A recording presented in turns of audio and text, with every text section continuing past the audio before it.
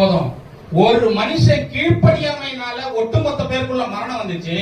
இப்ப ஒரு மனுஷன் ஆண்டவராக இயேசு கிறிஸ்துவுடைய கீழ்ப்படிதனால இவர் முக்கியத்துவம் கொடுத்ததே தேவனுடைய வார்த்தைக்கு தான். நல்லா புரிஞ்சுங்க. இயேசுவை சாதாரணமா பார்க்காதீங்க, இரண்டாவது ஆதாமா பாருங்க. மனு வர்க்கத்தினுடைய ஆரம்பமே இப்ப அவர் தான். அந்த ஆதாம் எப்படி எல்லாத்தையும் ஒண்ணுலாம ஆகினானோ, இந்த ஆதாம் எல்லாத்தையும் உயிர்ப்பித்து எல்லாத்தையும் மறுரூபமாக்கப்பட்டு எல்லாத்தையும் என்ன பண்ணிருக்கிறாரு, புதுசா மாற்றிருக்கிறாரு. அல்லேலூயா. கவனிக்கிறீங்களா? அதனாலதான் ஒருவன் கிறிஸ்துவுக்குள் இருந்தால் எல்லாம் புதிதாயின, பழையவைகள் எல்லாம் ஒழிந்து போயின, எல்லாம் புதிதாயின. அப்போ இந்த இரண்டாவது ஆதாமுக்குள்ள ரட்சிக்கப்பட்ட ஒவ்வொருத்தரும் இருக்கிறோம். நல்லா புரிஞ்சுங்க. ரட்சிக்கப்பட்ட ஒவ்வொருத்தரும் இந்த இரண்டாவது ஆதாமுக்குள்ள இருக்கிறோம். இந்த இரண்டாவது ஆதாம் என்ன பண்ணிட்டாருன்னா, அந்த பழைய ஆதாமுடைய அத்தனை சாபத்தையும் பாவத்தையும் சிலுவையில் என்ன பண்ணிட்டாரு, முடித்து கட்டிவிட்டு